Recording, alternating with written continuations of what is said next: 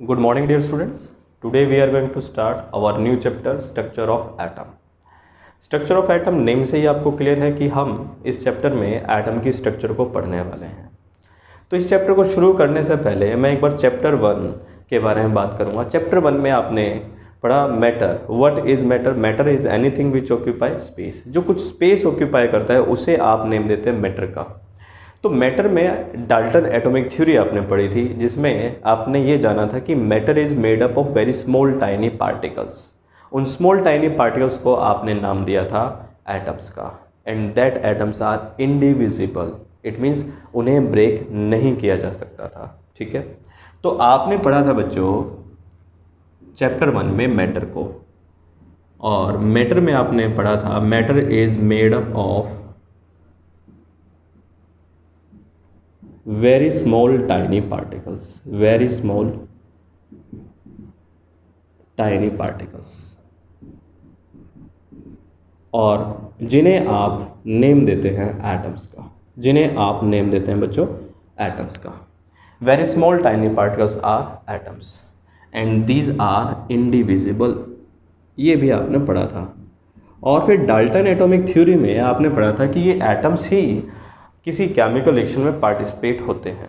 ठीक है, तो डाल्टन एटॉमिक थ्योरी पढ़ने के बाद बहुत सारे साइंटिस्ट ने कुछ एक्सपेरिमेंट किए जिससे ये पता लग पाए कि एटम ही क्यों पार्टिसिपेट करता है किसी केमिकल रिएक्शन में। Why atoms are participating in chemical reaction, ऐसा ही क्यों होता है। और why atoms, different atoms, why different atoms combine to give molecule।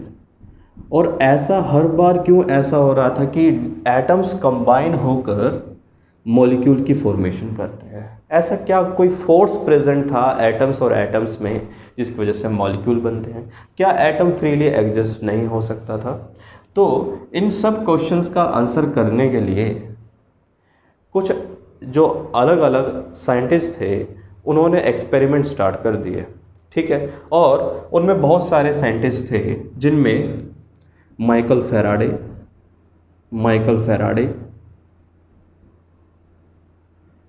J Thomson, Niels Bohr, Goldstein, James Chadwick, William cruise,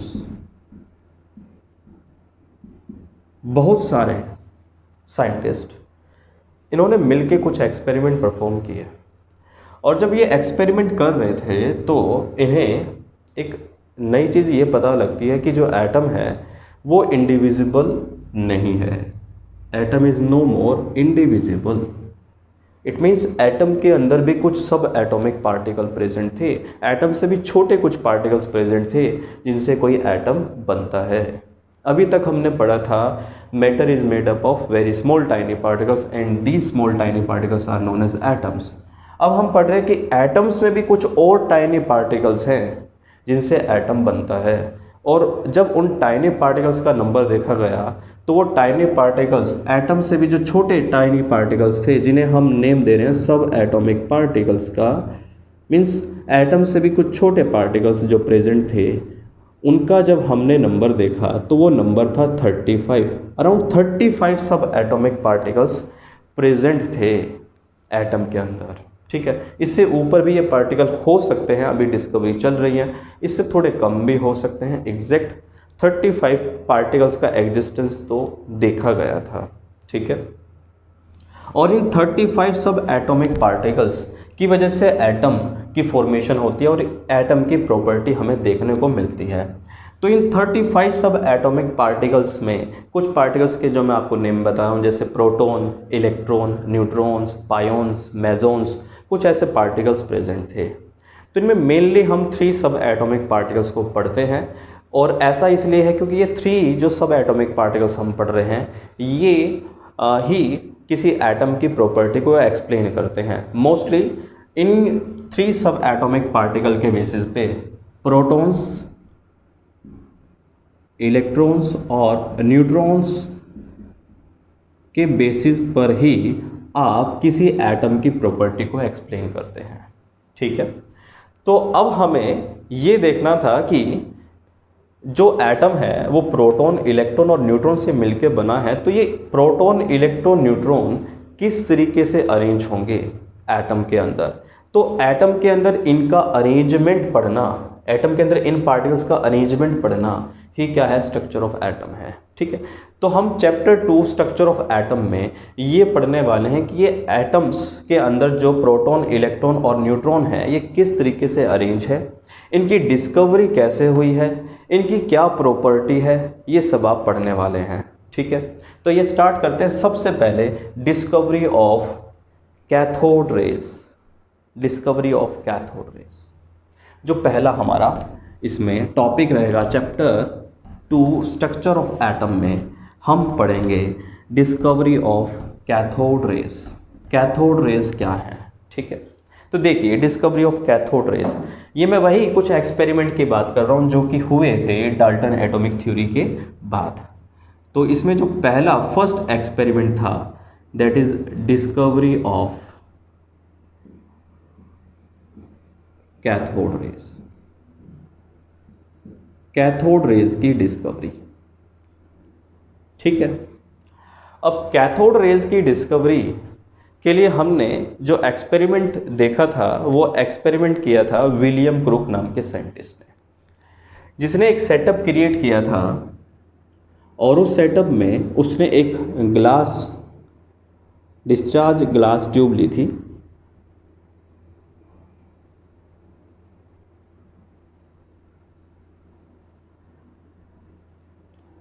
और इस ग्लास डिस्चार्ज ट्यूब के अंदर 2 एंड से कनेक्ट किया था मेटल इलेक्ट्रोड को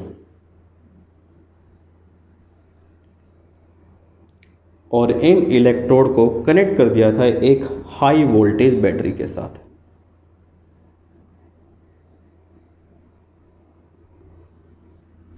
ये जो बैटरी थी ये अराउंड 10,000 वोल्ट का पोटेंशियल डिफरेंस सप्लाई कर रही थी।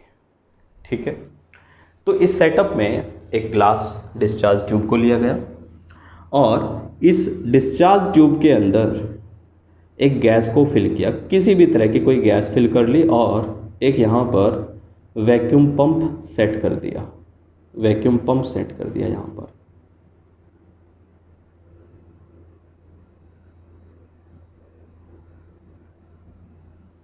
ठीक है,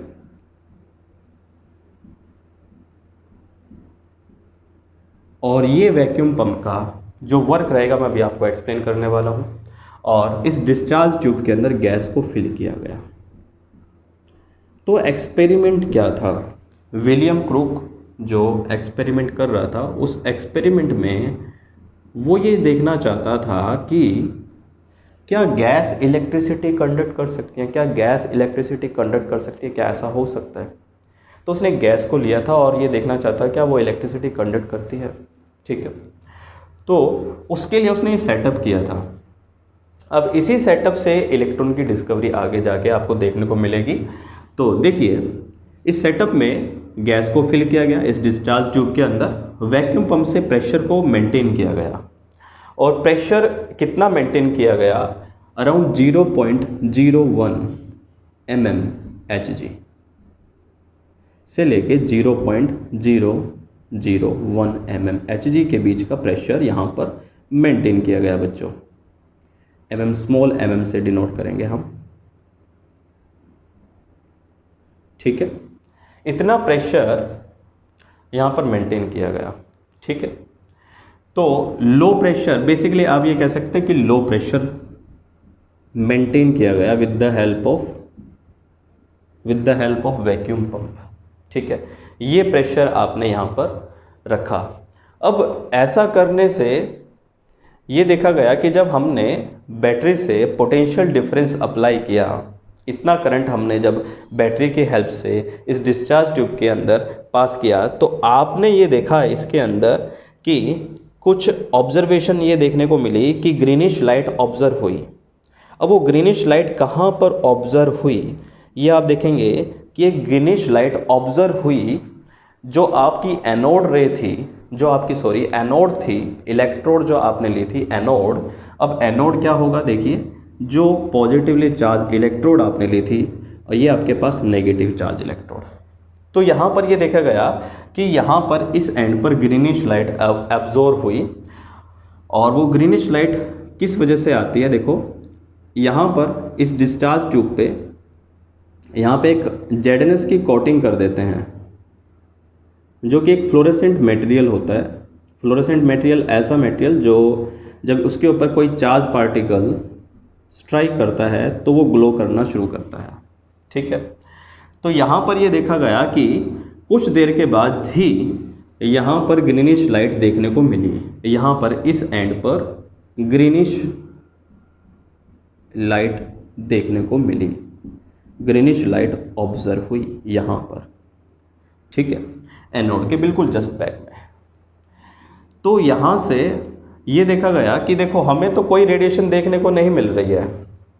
तो यहाँ से इस ऑब्जर्वेशन से ये अनुमान लगाया गया, ये सोचा गया कि ज़रूर इस इलेक्ट्रोड से, जिसे आप नेम दे रहे हैं कैथोड, ज़रूर इस इलेक्ट्रोड से कुछ रेडिएशन क्या हो रही हैं, एमिट हो रही हैं, जो कि उस एंड तक पहुँच रही हैं और उस एंड पर पहुँचने के बाद ग्रीनिश लाइट आपको देखने को मिल रही है। ऐसा यहाँ पर देखा गया। अब इसमें आप देखते हैं जो रेडिएशंस थी, जो यहाँ पर अगर आप देखना चाहें, यहाँ पर आपको किसी तरह की रेडिएशन ऑब्जर्व नहीं हुई, क्योंकि ये जो रेडिएशन थी ये क्या थी, इनविजिबल थी, इनविजिबल रेडिएशन थी। इनविजिबल रेडिएशन आपको यहाँ पर देखने को मिली। इनविजिबल मतलब जो ना दिखे। तो फिर ऑब्जर्व कैसे किया, मैंने बताया आपको, ऑब्जर्व किया आपने जेडएनएस स्क्रीन की हेल्प से कि कुछ ना कुछ ज़रूर रेडिएशन यहाँ से एमिट हुई होंगी और यहाँ पर स्ट्राइक की होंगी, तभी यहाँ पर ग्रीनिश कलर आपको देखने को मिला है, ठीक है। ये ऐसा हो सकता है, ऐसा सोचा गया। फिर विलियम क्रूक ने ये तो देखा कि इस एक्सपेरिमेंट में जब हम ऐसा करते हैं तो उसने देखा क्या अगर हम गैस चेंज कर दें, गैस अगर हम चेंज कर दें और इलेक्ट्रोड अगर चेंज कर दें, क्या ऐसा तब भी देखने को मिल रहा है। तो एक्सपेरिमेंट रिपीट किया गया, तो देखा गया एक्सपेरिमेंट रिपीट किया गया तो फिर भी यही ऑब्जर्वेशन आपको देखने को मिल रही थी कि ग्रीनिश लाइट एनोड साइड आपको देखने को मिल रही थी, ठीक है। तो यहाँ से हम क्या कंक्लूजन पर आए कि ज़रूर यहाँ इस कैथोड इलेक्ट्रोड जो आपकी है वहाँ से कुछ रेडिएशन एमिट हो रही हैं और वो रेडिएशन को हम क्या कह रहे हैं, कैथोड रेज कह रहे हैं, क्योंकि वो कैथोड से जनरेट हो रही हैं, ऐसा माना गया। लेकिन ओरिजिनली कैथोड रेज कुछ नहीं है, मतलब कैथोड से रेडिएशन एमिट नहीं हो रही है, ठीक है। उसका जो एक्चुअल रीज़न था कि जो रेडिएशन प्रोड्यूस हुई है वो क्यों हुई है कि जो आप गैस लेते हैं वो गैस आयनाइज हो जाती है, गैस जो होती है वो आयनाइज हो जाती है, गैस आयनाइज हो जाती है। गैस आयनाइज होने का मतलब है वो अपना इलेक्ट्रॉन रिमूव कर देते हैं और वो इलेक्ट्रॉन क्या हो रहे होते हैं, आगे की तरफ मूव कर रहे होते हैं, पॉजिटिव चार्ज की तरफ मूव कर रहे होते हैं, ठीक है। और जब वो इलेक्ट्रॉन स्ट्राइक करते हैं जेडएनएस स्क्रीन पर तो उसकी वजह से आपको ग्रीनिश लाइट देखने को मिलती है, ठीक है। ये आगे की ऑब्जर्वेशन है, ये मैंने अभी इसलिए बता दी क्योंकि आपको कंसेप्ट क्लियर हो जाए, ठीक है।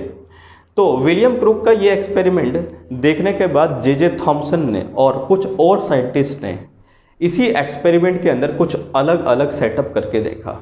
इसी एक्सपेरिमेंट सेटअप के अंदर कुछ अलग अलग उसने सेटअप करके देखा। यहाँ से ये तो हमें कंफर्म था कि ज़रूर कुछ रेडिएशन एमिट हो रही है, कैथोड साइड से कुछ रेडिएशन एमिट हुई हैं और एनोड पर पहुँची हैं, ठीक है, तभी आपको ये ऑब्जर्वेशन देखने को मिली है। तो उसने क्या किया, उसने इस सेटअप के बीच में एक ऑब्जेक्ट लगा दिया, ऑब्जेक्ट लगा दिया और उस ऑब्जेक्ट की कुछ शेप ऐसी थी, ठीक है। किसी भी तरह का ऑब्जेक्ट अगर आप लगाते हैं, मान लीजिए किसी और नेम का लगा लें, अल्फ़ाबेट का लगा लें, ठीक है, तो वहाँ पर ये देखा गया जैसे ये ऑब्जेक्ट था वैसे ही शेडो क्रिएट हो जाती है।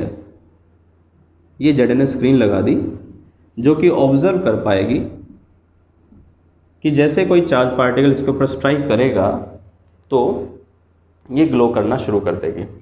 अब ऑब्जेक्ट बीच में आपने ऐसी शेप का लगा दिया, तो ऐसे शेप की आपको शेडो देखने को मिली ZNS स्क्रीन के ऊपर, ठीक है। ऐसी ही शेप बिल्कुल प्लस के साइज की या क्रॉस आप कह सकते हैं, ठीक है, ऐसी ही शेप आपको ZNS स्क्रीन पर देखने को मिली।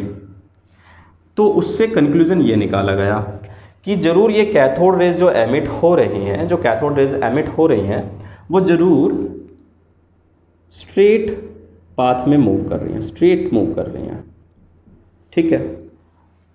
तभी ऐसा हो सकता है, अगर वो ऐसे मूव करती तो ये शेडो कभी बनती ही नहीं, ठीक है। तो यहाँ से कंक्लूजन ये निकाला, जो ये रेडिएशन है ये स्ट्रेट पाथ में मूव कर रही हैं, ठीक है।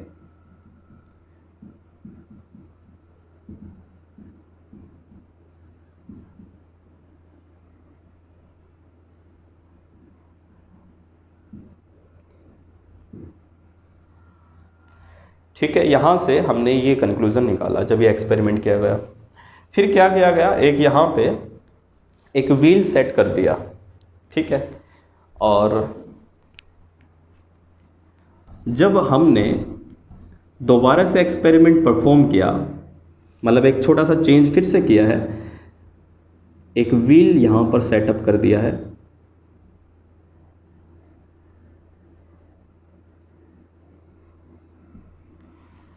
तो हमने ये देखा जब हमने ये सेटअप दोबारा से स्टार्ट किया तो दोबारा से रेडिएशन वहाँ पर जा रही थी, और जब रेडिएशन वहाँ पर जा रही थी तो ये जो पेडल था, ये व्हील था, ये रोटेट करना शुरू कर जाता है, ये रोटेशन करना शुरू कर जाता है इस डायरेक्शन में, ऐसे ये ऐसे रोटेट करना शुरू कर जाता है।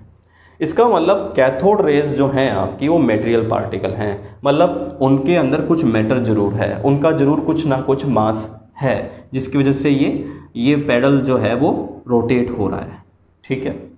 तो इसका मतलब हमने कहा कि जो आपकी कैथोड रेज थी are material particles, are material particles, material particles, ठीक है।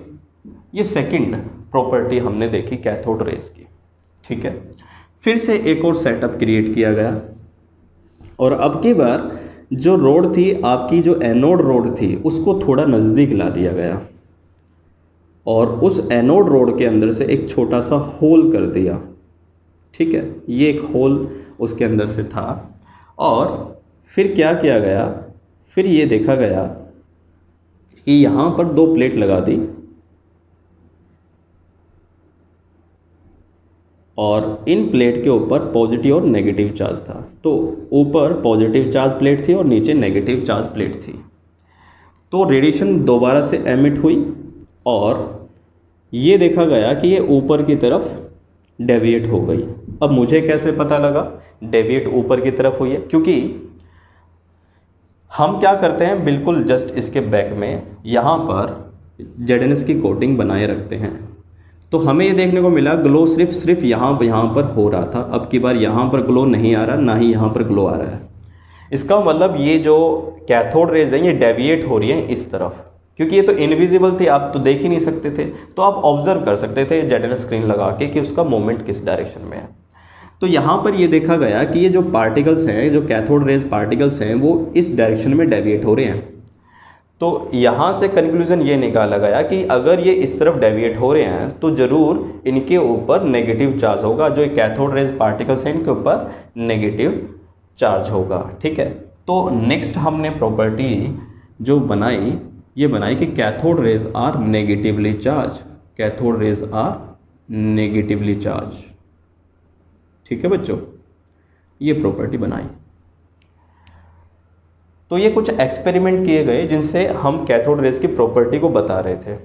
फिर कुछ और भी एक्सपेरिमेंट किए गए कि अगर हम क्या करते हैं, हम ऑब्जर्व करते हैं कि अगर ये एक्सपेरिमेंट चलता रहे कुछ देर तक, तो जो ग्लास ट्यूब है उसका जो ये एंड होगा, ठीक है, जो बैक साइड एंड होगा, जो एनोड की तरफ जो एंड होगा, वो धीरे धीरे हॉट हो जाता है, ठीक है। तो इसका मतलब है जो आपकी कैथोड रेज हैं जो उसके ऊपर स्ट्राइक कर रही हैं, इसका मतलब वो हीटिंग इफेक्ट शो कर रही हैं, ठीक है। तो हमने ये देखा कि ज़रूर कैथोड रेज क्या कर रही हैं, cathode rays heating effect show कर रही हैं। तो हमने राइट किया cathode rays show heating effect heating effect it means इनकी कुछ एनर्जी तो ज़रूर है, ठीक है, बिल्कुल ठीक है। फिर ये देखा गया कि कुछ अगर हम हार्ड मेटल्स को अगर रखते हैं और उनके ऊपर कैथोड रेज अगर हम स्ट्राइक करवाते हैं, कोई हार्ड मेटल रखा सेंटर में और हम इस हार्ड मेटल के ऊपर बॉम्बार्डमेंट करवाते हैं कैथोड रेज की, तो हमें यह देखने को मिलता है कि जब ये मेटल से कैथोड रेज स्ट्राइक करती हैं तो एक न्यू रेडिएशन डेवलप होती हैं, न्यू रेडिएशन प्रोड्यूस होती हैं और उन्हें हम कहते हैं एक्स रेज।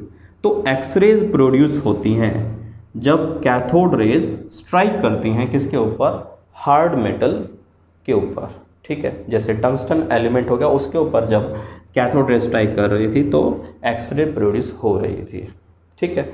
तो हम यहाँ से इन एक्सपेरिमेंट से ये कंक्लूज़न पर आए कि जो आपकी इस एक्सपेरिमेंट में जो आपने गैस ली थी, ठीक है, वो क्या हो रही है, आयनाइज हो रही है और उसकी वजह से क्या हो रहे हैं, कैथोड रेज एमिट हो रही है। और उन कैथोड रेज में आप ये देख रहे हैं कि कैथोड रेज क्या है, नेगेटिवली चार्ज है, स्ट्रेट पाथ में मूव करती हैं, मटेरियल उनका नेचर होता है, मटेरियल मीन्स उनका कुछ मास होगा, ठीक है, हीटिंग इफेक्ट वो शो करती हैं, एक्सरे वो प्रोड्यूस कर रही हैं। और अगर किन्हीं बहुत ही थिन मेटल अगर हम उनके रास्ते में रखते हैं तो ये थिन मेटल के अंदर से भी पेनिट्रेट हो जाती हैं, ठीक है, इट मीन्स ये पेनिट्रेशन इफेक्ट भी दे रही हैं। तो ये इसकी प्रॉपर्टी में ही आ जाता है बेटा कि दे show penetration effect. Penetration effect means cathode rays इनके आर पार निकल जाती है। जैसे मान लो बुलेट है, बुलेट अगर यहाँ से छोड़ी जाए तो इस बोर्ड के अंदर से पास हो जाएगी, तो वो क्या है, बुलेट क्या कर रही है, पेनिट्रेशन इफेक्ट शो कर रही है। तो ऐसा ही इफेक्ट हमारी कैथोड रेज भी शो कर रही थी, तो हमने लिखा दे शो पेनिट्रेशन इफेक्ट ऑल्सो, ठीक है। तो कैथोड की ये प्रॉपर्टी आने के बाद हम कंक्लूजन पर क्या आए, हम कंक्लूजन पे ये आए कि जो कैथोड रेज हैं मटेरियल पार्टिकल्स हैं और नेगेटिवली चार्ज पार्टिकल्स हैं, ठीक है। तो हमने कहा cathode rays are negatively charge particles, ठीक है, हमने कहा जो कैथोड रेज हैं they are negatively charge particles, cathode rays are negatively charge particles, ठीक है।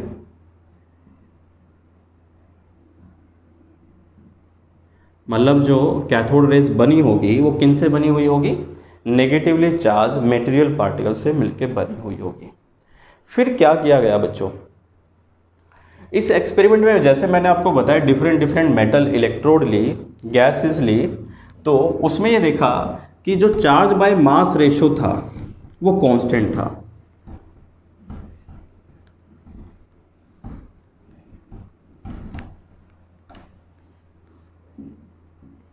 जो पहली ऑब्जर्वेशन देखी वो ये थी कि चार्ज बाय मास जो रेशो था वो कांस्टेंट था। चार्ज बाय मास रेशो जब कैलकुलेट किया गया, जब डिफरेंट गैसेस ली और डिफरेंट गैसेस को जब यूज़ किया गया और डिफरेंट मेटल इलेक्ट्रोड्स ली, तो उसमें देखा जो चार्ज था वो फिक्स था और वो चार्ज था आपका 1.76 इंटू 10⁸ कूलम पर ग्राम। 1.76 इंटू 10⁸ जो आपका रेशो था वो फिक्स था हर बार, यही रेशो हमें देखने को मिल रहा था, ठीक है, ये रेशो फिक्स था, ठीक है। फिर हमने कैलकुलेट किया चार्ज को, ठीक है। चार्ज को हम कैलकुलेट करते हैं बच्चों, चार्ज को हम कैलकुलेट करते हैं ऑयल ड्रॉप एक्सपेरिमेंट से, ऑयल ड्रॉप एक्सपेरिमेंट से। ऑयल ड्रॉप एक्सपेरिमेंट को हम आगे पढ़ेंगे, नेक्स्ट वीडियो में मैं आपको ऑयल ड्रॉप एक्सपेरिमेंट की फंक्शनिंग में आपको बताऊंगा। ऑयल ड्रॉप एक्सपेरिमेंट जो आपका रहेगा, ठीक है। तो ऑयल ड्रॉप एक्सपेरिमेंट की हेल्प से कैथोड रे के ऊपर जो नेगेटिव चार्ज प्रेजेंट था, कितना मैग्नीट्यूड का उसका चार्ज प्रेजेंट होगा वो कैलकुलेट किया गया और वो चार्ज हमारे पास आया, ठीक है, 1.6 इंटू 10⁻⁻19 कूलम। ये सबसे स्मॉलेस्ट चार्ज, इससे छोटा चार्ज हम मेज़र नहीं कर सकते हैं, ठीक है। तो हम ये कह सकते हैं 1 यूनिट नेगेटिव चार्ज भी आप इसे कह सकते हैं, ठीक है। तो ये ऑयल ड्रॉप एक्सपेरिमेंट से पता लगाया गया कि जो कैथोड रेज के अंदर जो नेगेटिवली चार्ज पार्टिकल है, जो उसके ऊपर नेगेटिव चार्ज है, वो कितना प्रेजेंट है, उसका जो मैग्नीट्यूड है वो ये फिक्स है। अब ये दोनों रिजल्ट से हम मास कैलकुलेट कर पाते हैं कैथोड रेज का मास कैलकुलेट कर पाते हैं। और वो मास हमें कैसे मिलता है? Mass of cathode rays particle, जो कैथोड रेज के अंदर जो पार्टिकल है उनका जब हमने मास कैलकुलेट करने का सोचा तो हमने क्या किया, ये हमारे पास चार्ज बाय मास रेशो था, ठीक है। तो हमने चार्ज से डिवाइड कर दिया चार्ज बाय मास रेशो, ठीक है। तो हमारे पास क्या आ गया, चार्ज से चार्ज कट जाएगा, मास आ जाएगा हमारे पास, ठीक है। तो हमने देखा, जब हमने इसको सोल्व किया बेटा, 1.6 इंटू 10⁻⁻19 कूलम बाय में 1.6 जो आपका फिक्स था 1.76 इंटू 10⁻⁻8 कूलम पर ग्राम। तो जब आपने इसको कैलकुलेट किया बच्चों, तो ये कैलकुलेट होने के बाद हमारे पास आया 9.11 इंटू 10⁻⁻28 ग्राम। मतलब कि जो ये चार्ज पार्टिकल थे, इन चार्ज पार्टिकल का मास था 9.1 इंटू 10⁻⁻28 ग्राम, ठीक है। ये आपके सामने हमारे पास रिजल्ट आया किसका, मास का, ठीक है, mass of cathode rays particle, ठीक है बच्चों। तो यहाँ से हमें ये पता लगता है जो कैथोड रेज पार्टिकल है उनके ऊपर चार्ज कितना है, फिक्स है, 1 यूनिट नेगेटिव चार्ज होता है। 1 यूनिट नेगेटिव चार्ज कितना बताया आपको मैंने, 1.6 इंटू 10⁻⁻19 कूलम। और मास जो प्रेजेंट था किसी एक सिंगल कैथोड रे पार्टिकल पर, वो कितना था, 9.1 इंटू 10⁻⁻28 ग्राम, ठीक है। ये आपके पास डेटा आया, ठीक है। अब कैथोड रेज को नाम दिया गया इलेक्ट्रॉन्स का। कैथोड रेज मीन्स इलेक्ट्रॉन, ठीक है, कैथोड रेज मीन्स इलेक्ट्रॉन, ठीक है, कैथोड रेज मीन्स इलेक्ट्रॉन। तो यहां से हमें यह पता लगा कि एटम के अंदर कोई नेगेटिवली चार्ज पार्टिकल प्रेजेंट है और उस नेगेटिवली चार्ज पार्टिकल को नेम दिया जाता है इलेक्ट्रॉन्स का, ठीक है। ऑयल ड्रॉप एक्सपेरिमेंट को मैं आपको आगे एक्सप्लेन करूंगा, नेक्स्ट वीडियो में आपको एक्सप्लेन करने वाला हूं कि ऑयल ड्रॉप एक्सपेरिमेंट से कैसे आइडेंटिफाई किया गया, कैसे कैलकुलेट किया गया कि इसके ऊपर इतना चार्ज प्रेजेंट है। काफ़ी बड़ी कैलकुलेशन थी लेकिन हम बिल्कुल शॉर्ट में करेंगे, ठीक है, हम उसका बस रिजल्ट देखेंगे, ठीक है। और यहाँ से हमें ये पता लगा कि आपका जो एटम है उसके अंदर नेगेटिवली चार्ज पार्टिकल्स प्रेजेंट है, ठीक है। अब जब डिफरेंट गैसेस अगर हमने ली तो हर बार ऐसी ही ऑब्जर्वेशन देखने को मिल रही थी, तो इसका मतलब ये जो पार्टिकल था ये हर एक गैसेस में प्रेजेंट था, ठीक है। तो इससे हम कंक्लूजन पर ये आते हैं कि ये पार्टिकल जो है, आपका जो नेगेटिव चार्ज पार्टिकल है, वो हर तरह के मैटर में प्रेजेंट है, ठीक है। ऐसा हमने यहाँ पर पढ़ा, ठीक है। नेक्स्ट वीडियो में हम बच्चों करेंगे कि ऑयल ड्रॉप एक्सपेरिमेंट क्या है और कि डिस्कवरी ऑफ एनोड रेज हमने पढ़ना है। जो पॉजिटिव रेज रहेंगे आपकी, जिनके ऊपर पॉजिटिव चार्ज रहेगा, उनको हम पढ़ने वाले हैं। और लास्ट में हम ये पढ़ने वाले हैं कि डिस्कवरी ऑफ न्यूट्रॉन क्या थी, ठीक है। तो आज हमने सीखा है, आज की वीडियो में हमने किया है कि एटम के अंदर जो नेगेटिवली चार्ज पार्टिकल था उसकी डिस्कवरी कैसे हुई। तो मैंने आपको बताया कि विलियम क्रूप नाम के साइंटिस्ट ने सबसे पहले ये चेक किया कि क्या गैस इलेक्ट्रिसिटी कंडक्ट कर सकती है। अब इस एक्सपेरिमेंट को लेके जे थॉमसन ने कुछ और एक्सपेरिमेंट किए कुछ और साइंटिस्ट के साथ मिलके, और कंक्लूजन पर यह आए कि जो आपकी गैस है वो क्या करती है, इलेक्ट्रॉन को एमिट करती है, और उन इलेक्ट्रॉन को ही हम क्या कहते हैं, कैथोड रेज कहते हैं। और उन इलेक्ट्रॉन की प्रॉपर्टी भी उसने आइडेंटिफाई की कि ये इलेक्ट्रॉन जो है वो नेगेटिवली चार्ज है, स्ट्रेट पाथ में मूव करते हैं, हीटिंग इफेक्ट शो करते हैं, पेनिट्रेशन इफेक्ट शो करते हैं, इनका मास फिक्स है, इनके ऊपर चार्ज जो प्रेजेंट है वो भी फिक्स है, ठीक है बच्चों। तो इसे आपको अच्छे से नोट डाउन करना है अपनी फेयर नोटबुक के अंदर, जो मैंने आज आपको पढ़ाया है। नेक्स्ट वीडियो में हम पढ़ेंगे discovery of anode rays, oil drop experiment और डिस्कवरी ऑफ न्यूट्रॉन।